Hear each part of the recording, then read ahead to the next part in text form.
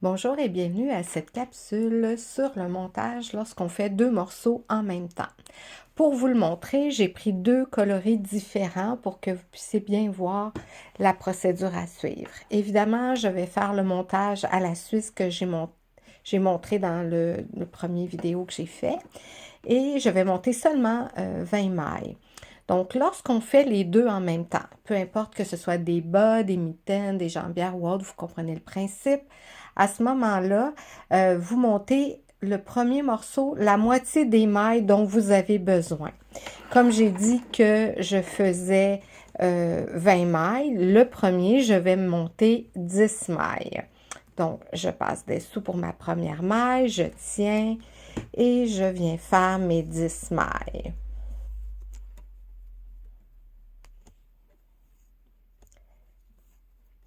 C'est pas pareil de faire ça avec la caméra. J'espère que je vais avoir assez de laine. 2, 4, 6, 7,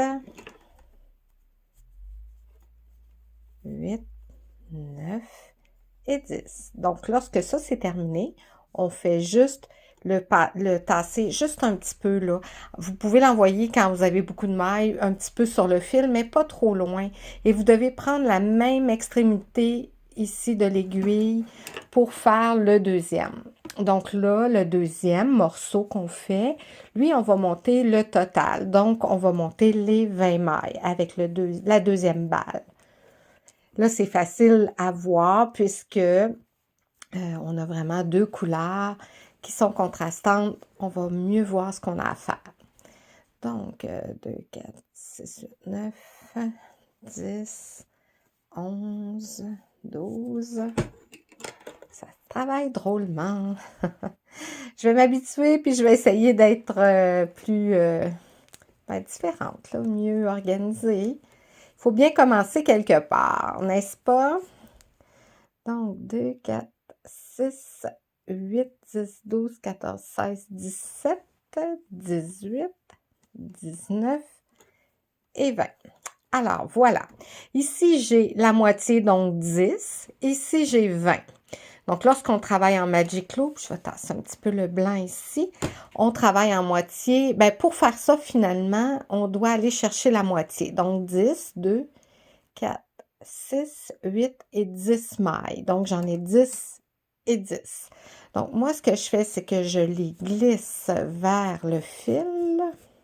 Je ne sais pas pourquoi cette laine-là ne va pas super bien. Donc, je plie en deux et je viens me positionner en position de départ, c'est-à-dire mes deux aiguilles parallèles. Là, mon fil est long pour 20 mailles seulement, là, pour 10-10, mais dans un autre cas, on a besoin d'un fil assez long. Donc, voilà, et je tourne, je suis comme ça. Donc, lui est complet et il est placé en position. Et ici, il nous manque la moitié. Donc, pour faire ça, on va changer notre côté. Et l'aiguille qui est devant, il faut que ça soit celle qui n'a pas de maille. Donc, on doit vraiment la placer comme ça. On ne s'inquiète pas de savoir si c'est tordu, celui-là. On va s'en occuper tantôt quand on va être rendu là. Donc, ici, c'est là, ici, que ça se complique un petit peu, là. Je suis vraiment pas certaine d'avoir assez de laine. Si je tasse celle-là pour qu'on voit bien juste la blanche, voilà. Ça, c'est la position qu'on doit avoir ici et là et ici. Donc, pour faire ça, quand je vous disais que le fil de départ doit toujours, le petit fil court doit être du côté du pouce, dans l'autre vidéo, je vous en ai parlé pour le montage. Là, vu qu'on a, on a tourné le travail, il est de l'autre côté. Alors, on doit le ramener devant. C'est sûr que ça fait une petite torsion, mais c'est pas si important. Là, vous voyez ici qui est comme ça. Donc, j'ai la bonne position. Mon pouce et mon index sont déjà placés à l'intérieur, comme ça. Là, l'idée, c'est que lui ici, là, on n'a pas besoin de le tenir et il ne faut pas qu'on le garde dans les airs parce qu'il va nous déranger. Donc, moi, je le place sous mes doigts pour que vous voyez ici, j'ai mon petit V ici que je peux venir chercher par-dessus comme ça. Le pouce, l'index, je descends dans la loupe et je tire. Donc ici, ce qui est bien important, c'est d'être le plus près possible. Lorsque j'ai fait la première, je la tiens parce que sinon, c'est facile de s'en aller plus loin. de faire une distance et on veut pas ça. Vous voyez, lui, là, je le touche pas. Il est vraiment loin comme ça. Ça sortira pas, ne vous inquiétez pas. C'est sûr qu'il faut pas se mettre sur la pointe complètement. Mais vous vous placez un petit peu de côté et vous venez vraiment, je sais pas si vous voyez mieux comme ça, que je suis un peu de côté, là. Et je viens monter mes 10 mailles qui me manquent pour faire mon 20 et 20. Alors voilà, je suis rendue à 2, 4, 6. Il me reste pas beaucoup de laine, mais ça devrait bien aller. Ça va être juste. J'ai pas calculé, j'y étais à peu près. 8. Quand ça arrive, c'est moins le fun. C'est pour ça que c'est hyper important de bien le mesurer avant. Parce que je vous dirais, si ça ne fonctionne pas, faut défaire au complet. On ne peut pas défaire juste la première partie. Donc, je vais tasser ça. 2, 4, 6, 8, 10. Donc, voilà. Alors, je suis prête à commencer à tricoter. Je vais essayer de tasser mes balles pour que vous voyez comme ça. Donc, ici, j'ai mes 20 mailles en bleu et j'ai mes 20 mailles en blanc. Donc, là, ce qui est bien important, c'est qu'on a les deux aiguilles parallèles en position de départ du Magic Loop. Donc, le fil ici, avec lequel on va tricoter, on le met en haut. Et ici, moi, j'aime bien dire, ça ici, on s'en occupe quand on va être rendu là. OK, là, ils sont ici comme ça. Voilà. J'aime bien dire que lorsqu'on tire pour aller chercher la troisième étape qui est de tirer pour venir tirer sur l'aiguille 2 pour venir tricoter sur l'aiguille 1. Alors, ce que j'aime dire, c'est on garde nos deux morceaux collés comme des amoureux. Parce que si on laisse aller celui-là sur le fil, tout se tord comme ça et c'est difficile parfois à travailler parce que les premiers rangs sont primordiaux, hein, ils sont difficiles on doit les faire parce que c'est la partie la plus touchée un petit peu. Donc, lorsque je tire sur mon aiguille 2, je tire en conservant mes deux, vous voyez comme ça. Ils restent proches l'un de l'autre. Et je viens tricoter ici sur la première. Là, je vais juste tricoter à l'endroit pour les besoins de la cause, pour vous montrer que c'est pas pareil avec une caméra devant soi.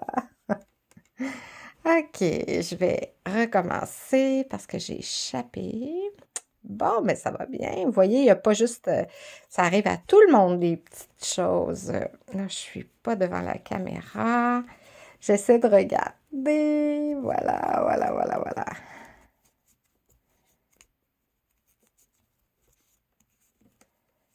Hey, ça peut être long, 10 mailles, hein? Une chance que j'en ai mis que 10. Je comprends mieux maintenant. Quand on regarde des vidéos, parfois c'est long. On va essayer de s'en sortir. Comme ça. Vous voyez? Ici, là, c'est assemblé maintenant. Alors, ça va bien. On a lâché celle-là. Il ne faut pas rien lâcher, là, parce que on a terminé le premier côté et il faut venir faire le deuxième. Donc, mon petit fil que j'ai pas besoin, il doit être en bas comme ça pour s'aider. Celui avec lequel je vais tricoter, je le mets en haut. Je m'assure que ma lisière n'est pas tordue.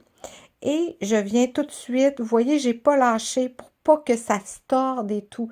Le premier rang, là, est vraiment important de prendre son temps. Donc, je viens dans ma première maille. Vraiment, j'ai tricoté serré. Donc, je viens tricoter ma première. C'est les petits fils aussi qui se prennent.